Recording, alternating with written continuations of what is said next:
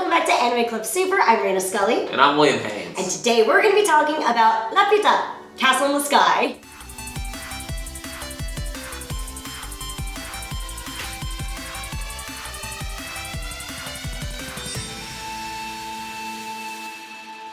Alright, so when you knew that I was watching it today, you texted me, were you destroyed? Yes, I specifically asked, were you destroyed? Absolutely. Right? Didn't it wreck you? I was wrecked, and it's a good movie with a good ending, and I was wrecked. Yes, it's a good ending, right? Yeah, okay. It gave me the ending I wanted. You know that chair's broken. Broken, yeah.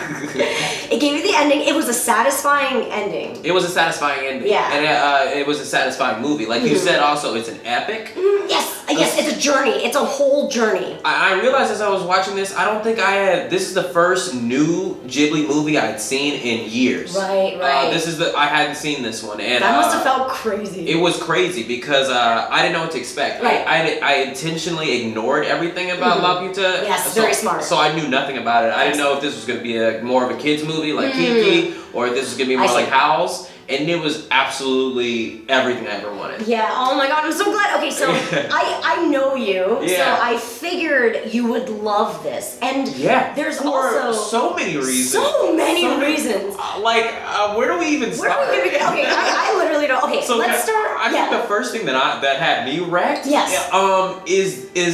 that not Luffy? Is that not the voice of Luffy or what? It is! Wow. It is, my friend. I didn't even Google it. Dude, I love you. Straight up Luffy. I love you. That's how I was going to bring this in. I was going to be like, so you know how you love pirates and stuff? You know how they're like pirates in this movie? And that's what kills me about it. Is that as soon as he said Kaizoku, I was like, is that Luffy? And no, it's all of his mouth sounds. His mouth sounds, I was like, that's Luffy. Yeah. That's Luffy. And he's like guttural, like, I was like, this is Luffy. Yeah. And the fact that it's about like pirates and all of that, and how you learn about the government and pirates and how like they switch the sides of what's just good. Yeah. Like and they're looking for that one piece. Like and here's the part that this is what destroyed me. Yes, the whole movie I'm watching it and I'm like this voice is obviously the voice actor of Luffy. This kid is a pirate now. And what really got me about this is the fact that I was watching it at the end, and you may recall that he got shot and it scarred his eye, and I was like, Luffy has a scar, and I believe it's on the same side too. It's on the same side? I believe it is. Okay, That's absolutely incredible. Yeah, I'm so happy for it. Yeah. Because I'm surprised that you knew all of this and didn't tell me. I'm so glad you didn't. I'm so glad you didn't. Oh, yeah, so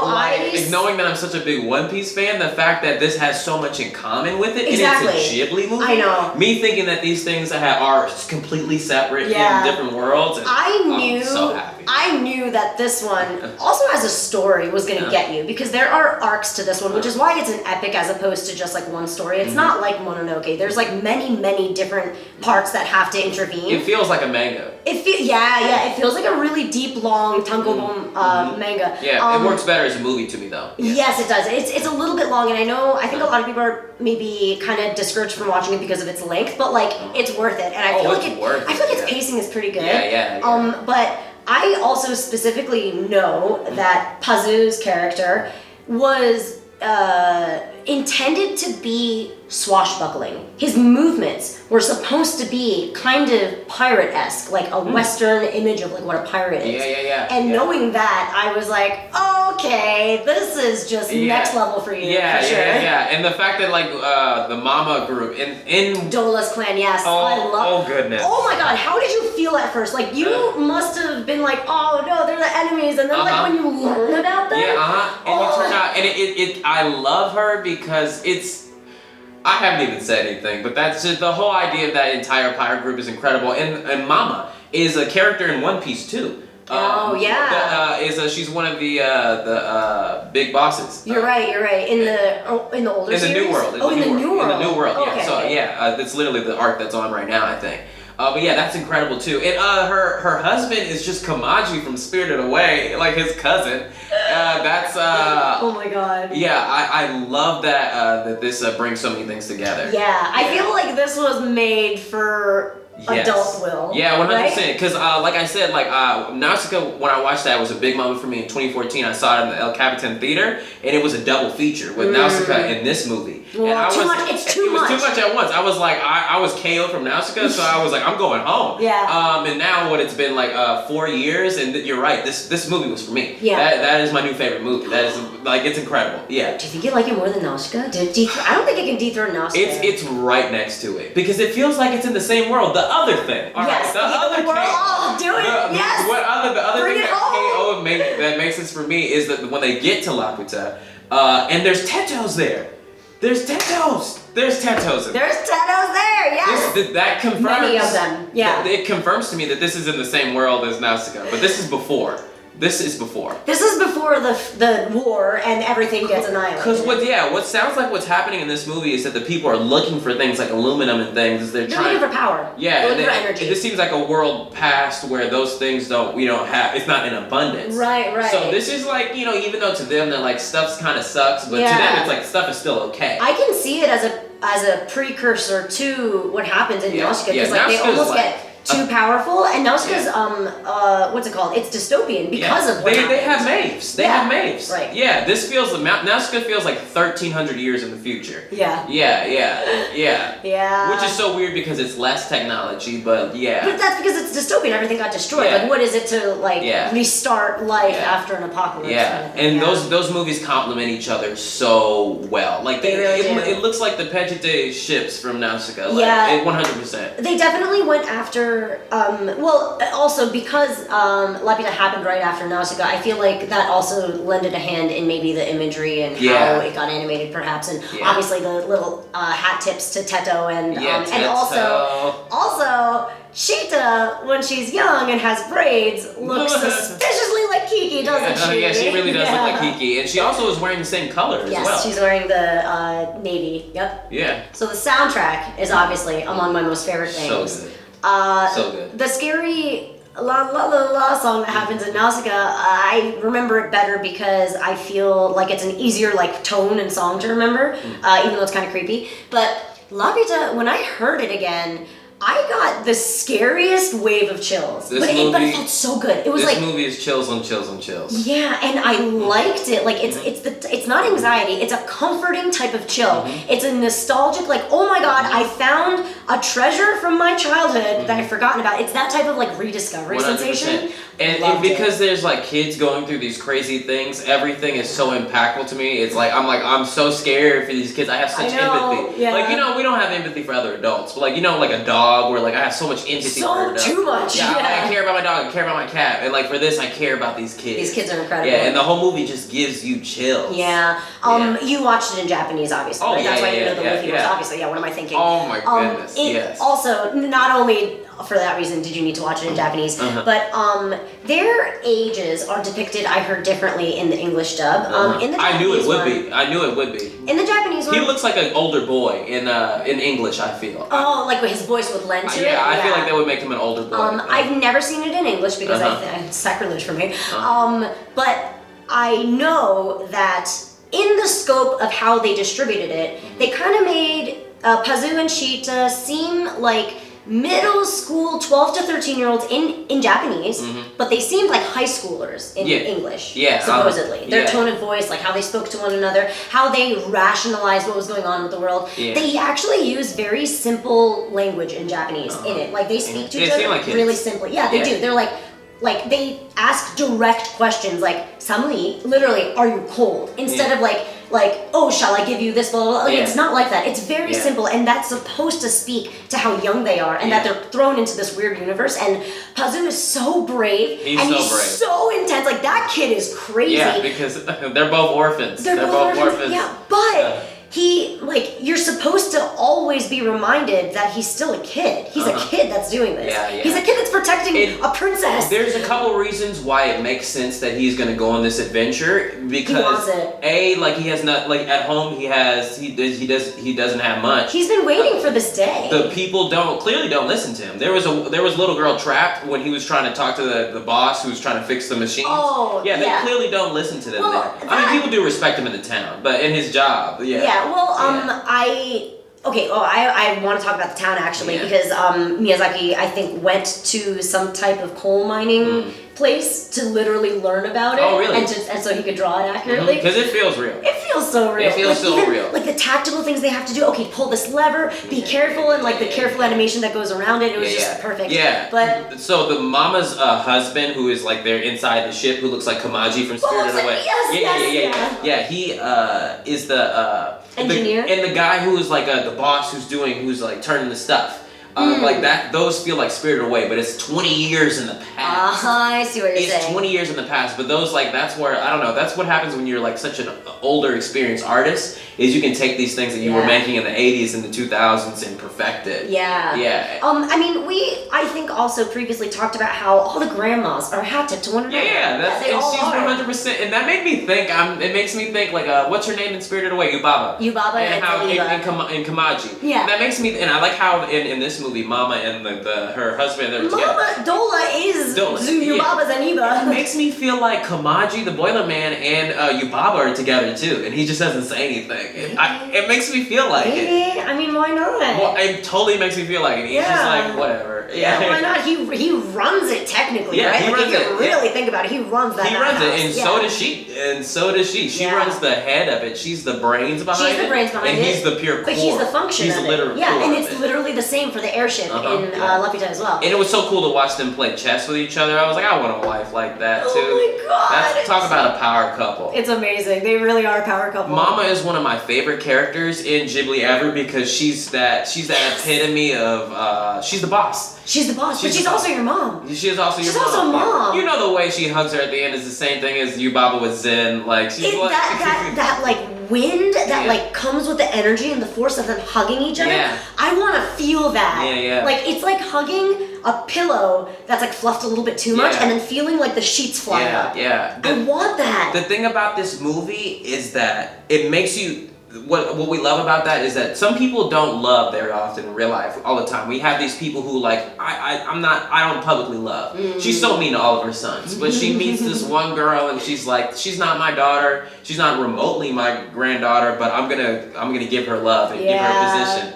And it's she just feels beautiful. for her. She also was like, oh, you remind me of me. And what's really cute is in the airship when she's taking her on for the first time, she goes to like give her clothing and she looks up at one of the pictures she has, and it's of Mama Dola younger, and she kind of looks like I didn't see it. And she kind of has her like outfit on. And then she gives her that outfit. Yeah, it's so good. And the way she cooks, don't you love the cooking? I love the cooking scene on the airship. That was like the most wholesome. I know it's like kind of creepy, I guess, because like she's really young. They're all old. Yeah. Now that I'm talking about I've never seen that in a Ghibli movie. Like I was like, they're the one company that has gone through that, but I was like, you have a beard. Come on. I know. So now that I'm talking about it, I do realize how it's weird, but it really, like honestly, it reminds me of how like I have like a lot of uncles, but they're all uncles that got married into my family. So my family's like a really like woman power and like heavy family, and all the uncles are like extra super sweet, and like they try really hard to be helpful, and they try really hard to like dote on the kids and to make sure like all the girls are like happy and like they're not like struggling too hard, even though like we could all do it ourselves. That's what it reminds me of. And I think I have this like personal connection where it's like, it kind of reminds me of my uncles being all like, oh, you're so cute, you don't have to work so hard. It's like, because Mama surrounds her, or Dola, she surrounds herself with submissive males. Dude, they're all, and not just submissive, they're also like kid-like. They're also kid-like. They're all like they have a wonder enthusiasm to them. And it makes so much sense. It makes sense that they would be pirates. The pirate life, right? Like that you're in some other town in a fight. Yeah. Because you're kids. You're literally kids. Yeah, you're fighting your mom's fighting. I love when he puffs up his chest. and they both, I literally was laughing. I was laughing so hard. When the first guy did it, and Pazu's right next to his boss being like, well, I'm here too. Yeah, like, we can do this. Yeah, and then the mom pulls him in, kind of looks like Nausicaa, and then she throws him. Love her too. Yeah. Love that mom. Love all the moms. Loves all the moms Oh. in this. Yeah. So it was good. it was everything about this movie was incredible. Yeah. I said something in an episode that of this show that I think that this movie proved wrong. When we watched Nausicaä, I said that scene where the god demon beast comes out of the ground and does a beam from his mouth. I said that was the most powerful thing that I'd ever seen in a Ghibli movie. Okay. I was wrong after I saw this movie. I'm so excited that you brought that up because I think in the episode that you say that, I'm pretty sure You I didn't looked say at no. the camera Yeah. and I went, or something like that. I'm pretty sure I was just like, okay, we're gonna watch Laputa next. So. Yeah. I was 100% wrong. This was the craziest scene ever. Like the government in this movie are not messing around. They're not messing around. And there's so many of them. Why are there so many of them? Yeah, they're super strong. They're sitting on beams, and one robot by itself created the most havoc. Once again, like I said, another one, like, I don't know what even Hal would do if he was in this situation. He'd be like, I got magic, what do I do? So, and just to know that at first we thought that there was only like 2 of those robots, but to see that there was like 100 of them. There was actually, kind of, when I was a kid, it really scared me seeing all of them shoot out. I was just like, please, no, dear God. I know. I'm like, oh God. Yeah. But super powerful. But they're beautiful, aren't They're beautiful. When we first see the robot and then he protects Sheeta, it's animated in such a way where the destruction that's going around is so intense and it's so red and it's very like, it's not shaky, but it's like everything is moving. It's very turbulent, right? But when he swoops her and he holds her, and there's a panning shot, not a panning shot, but like there's a moment where he turns and it's very obviously so he can stretch her out to safety. It's beautiful. It is beautiful. Like I have chills just talking about it. It's the juxtaposition of seeing absolute chaos going on behind that he just caused, but so carefully and slowly almost. Because he feels safe. And the other interesting about the robot is that he never feels dangerous. I never feel like he's going to harm the girl. No, he's never panicking. He's never panicking. Yeah, it's never like a shutdown mode or like freak out mode. It's just like, no, my purpose is simply to make sure that this girl is safe. That's it. Yeah. And also what this brought on to me, like this concept, the KO of this movie, the destroy, is like when they get to Laputa, and it's this beautiful oasis, a sky island from One Piece, one other thing that's... And Avatar. Yeah.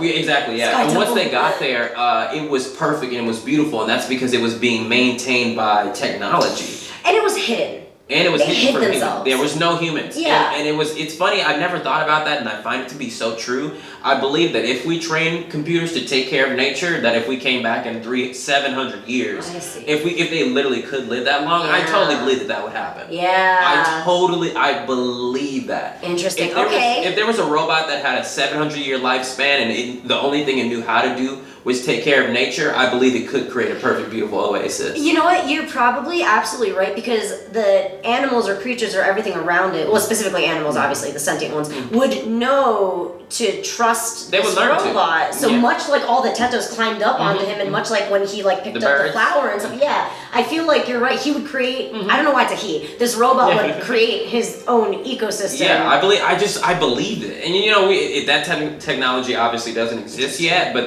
this is what good art does. Yeah, it makes you believe it. Yeah, I'm like, that's totally real. Yeah. And another one of the One Piece things, like Sky Islands are one of the big things in One Piece. Yes. It's in the beginning of the show. And this is Sky Island. And the One Piece she has, literally it's a KO, 100%. I know. Knowing that Nausicaa is my favorite movie of all time and One Piece is my favorite anime, it's like, what? I know. How did it merge together? Yeah, to something perfect. Yeah, so good. So Sheeta, she is not my favorite female character. I'm not a big fan of her. You're right. You know, I totally feel you. I hadn't thought about this until now. Yeah, she's brave, but and at the end she grows. Okay, she grows. So yeah, we have to give her that. Grow. She gets her braids gunned off of her. I was so mad every time somebody yanked on her ponytails. I wanted to jump in animation. It was so messed up. I'm like, you guys are you're top level messed up. Yeah. But with Sheeta, my problem with her is that wasn't ever honest with Pazu when she first lands, right? Like she's all like, I don't know what's happening. I didn't know we could float. I don't remember anything. And then Muska, who is part of the government, he's leading them. Yeah. He pretty good bad guy. Really good bad guy. He always creeped me out. I always felt like he was doing something creepy to me, like just looking at him. I didn't understand his intentions immediately. A bad villain, you know their intentions immediately. I want to take over the world. Yeah. But he's like, I work for the government. Right. And then we learn it's even deeper than that. Yeah. He himself is from Laputa. Exactly. So, he's actually part of the royal family, but they split. Yeah. And when he and Sheeta go into this room that's now been taken over by nature, and he's like, that's royal chaos. throne. Yeah, because it's a throne room. That's where they're in. Yeah, that's why it's like, it's like scary and beautiful at the same time. Yeah. Absolutely he wants to kill her in the throne room. Yeah, he's he wants to kill the other successor. I literally thought that he was going to. When she said you're gonna How dark can Ghibli get? Yeah, right? I thought it was gonna happen. When she said you're gonna kill you and me, I was like, they're not gonna make it out of there. I'm sorry. I always want to call Pazu Asbel because he looks like Asbel from Nausicaa. But I was like, he's gonna have to be alone. Yeah, he does look like Asbel. He really does. He looks like young Asbel. You're right. Yeah. So with Sheeta, okay, so I loved her in that throne room scene, right? And I'm glad you brought it up because she not only makes really good points, but you're right. She's not the heroine. She's not the heroine, but like I don't she's like. No Nausicaa. She hit a lot of stuff from Pazu. She hit a lot, and I'm okay with her deceiving him in the moment where she goes, "Oh my God, he's gonna try to save me. I know I'm now the bad one. Like they're looking for this. I'm gonna cause them trouble.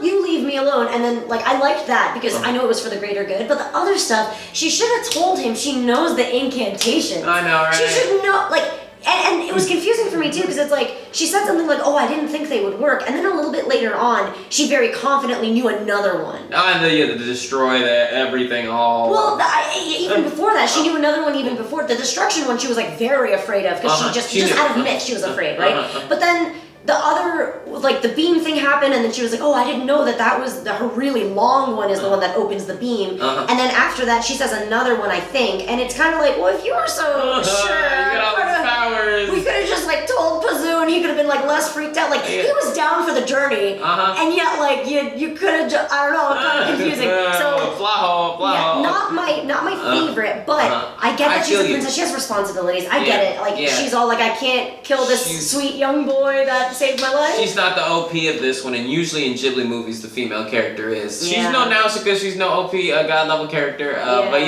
even her voice acting, for me personally, Pazu Luffy is so good. Yeah. Sheeta felt a little bit. Her voice is too proper. Now she's a princess, and I understand that. But she also is confused about how she's a princess, right? That's also confusing. How do you know the incantations if you're not a princess? Okay. Yeah. But her grandmother told her. Right. Which is kind of like the blind woman. Exactly. Recast. But when she finally in the throne room, when she's like kind of empowered and is a little bit more brave. She's pretty brave. When she says, "No, we're gonna die here together. You're gonna kill me, and I'm gonna kill this place." She says it in a way where it's kind of the way a queen speaks. She says it in a very proper, high-level way of saying for the first time. And it's jarring, and I know it's supposed to be that way, but all of a sudden her voice ages to me 10 years. Yeah, when you're before right. she was a little bit scared. The whole movie, she's scared. Like everything she says, even though it's simple, she's a scared girl, and then all of a sudden it's like, I'm the rightful queen, and I'm gonna tell you like it is. Now that I'm in the throne room and you got a gun on me, it was a little bit like I was kind of like, a girl can't speak like that. Like a girl, a young 12-year-old, even though she's brave, even though no matter what, she went through shit, like she can't suddenly speak like that. Yeah, I totally feel you on that. And I was just kind of like. I mean, we do have the transitionary phase of her like cooking and cleaning the kitchen, but you're right. You don't all of a sudden get all of that. And even in the kitchen thing, she was just like. Like that's very like, oh, are you going to help me? It's still a child being like, thank you so much, like you're gonna help me. This was like, I'm commanding you that you're gonna kill me, and I'm gonna reduce this place to nothing. And it was like, It was strange. It's like, okay. Like, Yeah, it's like weird, but it makes it seem as if this whole time she knew what was up, and she was like, "I'm just gonna keep it low key." Oh, yeah. But like that's the only way you could have had that much cognition this whole time. Totally, and like I'm feel down. You cannot I like scare. that it's jarring. You can't scare a child into adulthood. Exactly. Yeah. And the other guy has a gun. Like, I know, right? like, And I also thought that was funny that I don't think guns. Yeah, I don't know of any other Ghibli movie where like they get a gun. Yeah. But it's a big Roger Rabbit cartoony and gun. Pazuzu's is ridiculous. Yeah, also, I love the way Dola gives him the. Like, of course I got a gun. And Yeah. also, like, I don't know what it is about like the animation there. It's so fluid. The way she shakes her clothing and it plops out like this. It's so like well she's animated. used to doing it. I'll never forget it when he like poofs up from like under her like crotch. Yeah. I love that moment so much. Yeah. Everything about this was great. And in Laputa, the island or whatever it is, this moving thing, like once again, like this movie made it believable and real. Yeah. I think that was what this movie reminds me of is when you're like sitting in the back of a car, when you're in the train and you're like daydreaming about, you know what I wish was in the sky, you know what kind of adventure I wish I was going on with my friends. And this movie brings that to life. You're literally main anime protagonist. The kid that's a transfer student, you sit at the back of class next to the window so the teacher doesn't call on you much and you can look out the window, daydream all day about the castle in the sky. Yeah, the castle in the sky. And this is so human and this is so like this will exist 200 years from now, stories like this. I think this movie is one of the best I've ever seen in my life. Yeah, I think Pazu was maybe a little bit too OP, but I'm down. It makes sense. Just like Ashitaka, how Ashitaka's like, I'm dying, so I have to be OP. Like it makes sense that Pazu is You like. think so? Yeah, Pazu has nothing else to do. He's like after go to work in the field. It's like he would rather die. You're totally right. Than, so I'm in sense. love with Ashitaka. Okay, so like he's I see Ashitaka as a soldier who was like, all right, I get my purpose now. I'm fucked. All right, that's okay because that's okay. I know what my purpose is now. And he's like on a mission, right? Pazu is a kid that was he's Chunibyo. He was waiting. He was waiting for this moment for this girl to drop down into her arms, into his arms, so this adventure can begin. So he can finally begin his journey. And it just so happens that she was the key to looking for the castle in the sky. He's literally Chunibyo. He's every Chunibyo's like seed. Like everyone's waiting to be him and for that moment to happen. Yeah, he really is. Like this kid only he was waiting for that. That's why he's ready. That's why he can do it. It's destiny. That's why he can let go of everything. I did think it was beautiful when they were flying away with the pirates when he decided to be a pirate. Were they just saying that they were going to be pirates? It seemed like he and her were leaving.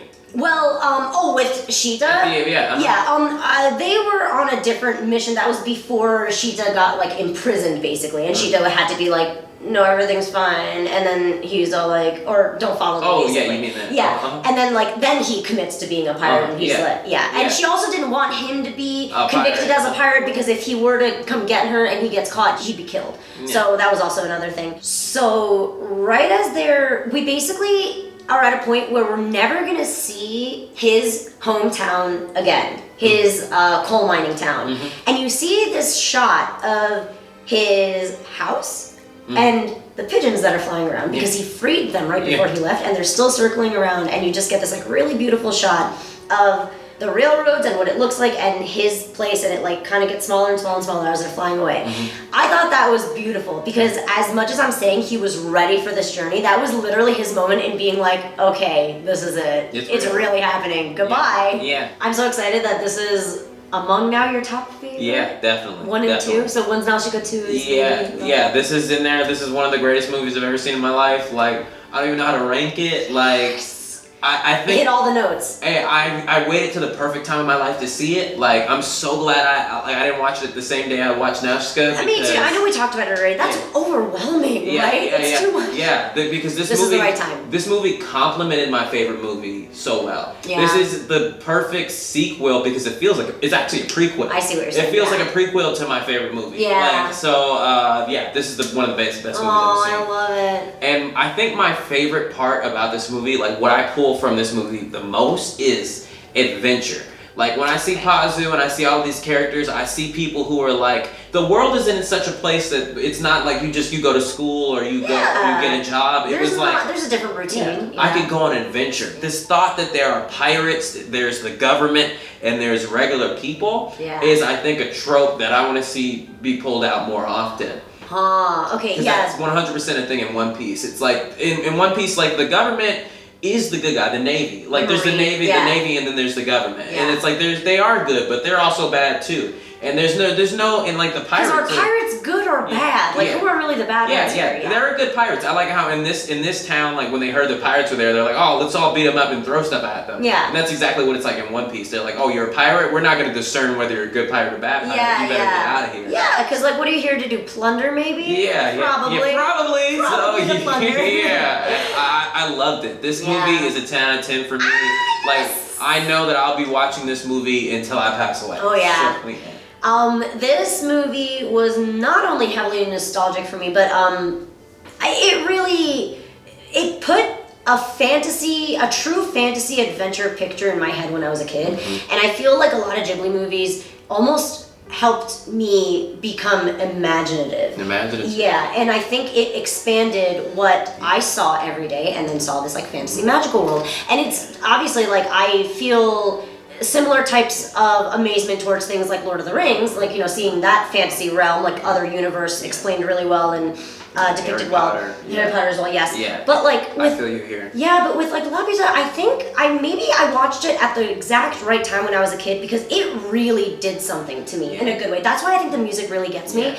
And it's very good. Yeah, and they have a really, really beautiful way of revealing stuff if you notice. Like kind of like what I mentioned before when he says goodbye to his home, and then when suddenly Laputa appears out of this storm, they have really cool ways of revealing stuff, and I think that is where that like wave sensation comes from. Yeah, you're 100% correct. Yeah, and like I like that. I like that they purposefully pulled the curtains and like drew the curtains to like reveal this thing that they wanted to, that they played up really hard, and nothing was ever disappointing. It always came through. Yeah. And I agree with what you're saying about imaginative, like what you're trying to say, and this is something that art pieces do. Like you see a painting, and a painting is only a perspective. Yeah. And your imagination fills the rest of what it is. Absolutely. And this movie, especially modern art. Yeah. And this movie 100% does that. Like when the army is going and getting the treasure, you're like, oh, there's treasure there, and you start to think, what else could be there? You didn't see it before. You just thought it was nature, and then you saw like a weird, like overgrown thing. You didn't know there was treasure there. And it's kind of like what I was saying is like we don't need a Kiki's Delivery Service 2 because our imagination is going to paint it much better than if they just showed us the treasures there because of this. Yeah. It's imagination opening. Exactly. I totally agree with we don't know what the people like would tell it looks like at all or what they even did. Yeah, it's true. It just opens your imagination. Yeah, and also like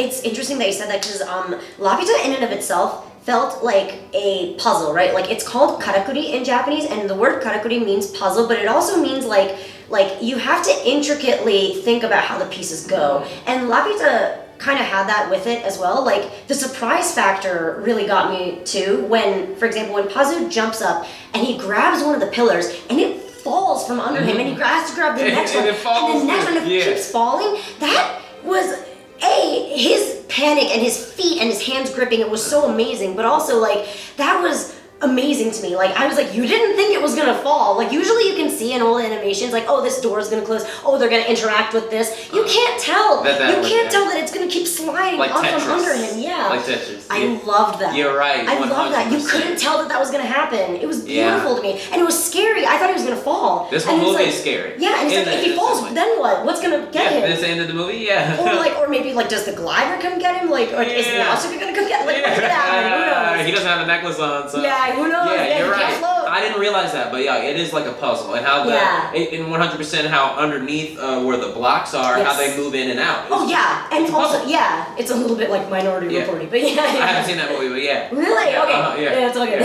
But 100% like, and that makes sense because those blocks to me are like, I believe that they are like, all of his movies are about flying and whatnot. Those blocks to me feel like gravity. And they are what's moving that's what is holding up them. Yeah. But then again, they did all get dispersed, and then it kind of just flew. So I don't know what those were. There's like a center that's basically like a big version of her necklace that's causing it to float. But I think, okay, so that The part is what's... euphorium. Yeah. So that thing is what's inside of the upper nature temple part, and not so much on the technology part. The technology part are the blocks, and that's what fell, because I think that is what... I think that's the lesson. They were going to weaponize it. Exactly. You did too much with your powers. This is only supposed to exist to lift the island so that all these things can live happily in a different atmosphere, I guess. Yeah. But by trying to harness its powers, sucks if you were under the island with that thing. You're gone. You're gone, and like straight into the ocean too. Like yeah. No. Wait, what happened to the robots? Did all the robots disengage? Well, okay. So the ones that shot out that like were weaponized, they flew. So I don't know. They're out there. They're still out there. Yeah, and one of them could destroy everything. Well, we know that one is like a nature god, and he's always going to be up there. I thought they were all like that. Yeah. Well, I think they're supposed to be. Was that one trained to watch it? I think they all had roles. I think you're right. Some of them were probably guards. Some of them were probably they were weapons. Yeah. So I think they had. But roles. it looks like they were all capable of like destroying anything. Yeah, and that's what made it so cool. And so Miyazaki is that everything that is so beautiful could also be destroy you. Yeah. Yeah. Beautiful. Mm-hmm. That shivers. That shivers. One last thing. So I obviously have a lot of favorite moments, and I think I already talked about every moment I could possibly talk about. But this is one cute, childish thing that I'll always remember, and I still do it. When Pazu and Cheetah are underneath and under the ground, and it's before she discovers that the weird old man that like is all like, oh, the glow of your thing is too powerful. Yeah, that guy. No. All the rocks talk to me. What the hell? Guy, yeah. Right before they meet him, he took their breakfast egg and put it on sliced toast and puts it in his bag and hands it to her, and they eat it. And the way he eats it, it's very, very Ghibli, the way they animate food, right? It looks so real and good, even though it's just a slab of egg on bread. But like, they just eat it and it slips off, and then he happily eats the whole thing. It's so real because there's no adhesive, there's no cheese, there's no ketchup. So he like just happily eats the egg by itself, and she kind of follows suit. It does the same thing. I used to make my mom make me that egg toast thing every day. And I would eat it like him, but I'd hate it because it wouldn't make any sense. And I was just like, why is it even And then I had bread. And then I had bread, and I don't even like bread. But I would like literally pretend I was him like all the time. And I like, I loved the way. Yeah, that is a moment that sticks with you. Yeah. Any food moment with Ghibli, I think is pretty big. Oh yeah, I'm glad. And it's interesting, we hadn't brought that up at all. The guy under there, he was just kind of a character. I thought that was a little. Rocks, talk to me. Yeah. It's too powerful. Please shut it off. Yeah. I believe it though. He's one of those people that have to be underground because he's like, I can't be above ground. I'm crazy. People are gonna burn me. I guess he's the only other person that believed in the Laputa too. Yes, because the rocks talking to him actually didn't have a point. It was to say that there's a more powerful thing out there. Yeah, that's natural. Yeah. Yeah. 10 out of 10. 10 out of 10. 10 out of 10. So happy that you loved it. Your reaction did not betray. I'm so happy that you enjoyed it. Perfect sequel to my favorite movie. Nausicaa. Excellent. Yeah. But to lighten the mood a little bit, not lighten the mood, but like this was intense, right? It was an epic journey. Yeah. It was so chills. Let's maybe have a little bit more of a fun time and watch Totoro. Oh, Totoro. For next week. It's been a minute. Okay, I'm so excited. When's the last time you saw Totoro? Oh, it's been since at least 2012. Ooh, what was the first Ghibli movie you ever saw? Spirited Away. Oh, that makes sense. Okay. Yeah, it came on Cartoon Network. I see. Yeah, I think I was in 7th grade, so 2006, 2007. Oh, what a beautiful time to watch Spirited Away. Yeah, it got me. I get it. All right. Oh, yes. Okay, Totoro. I have a lot to say about Totoro, so I'm excited. Me too. I'm excited. It's fun rewatching it as like us adults now. It's an art film. It's gonna be great. Thank you so much for watching. Don't forget to check out Totoro so we can all talk about it next week, and we'll see you then. Bye. Bye.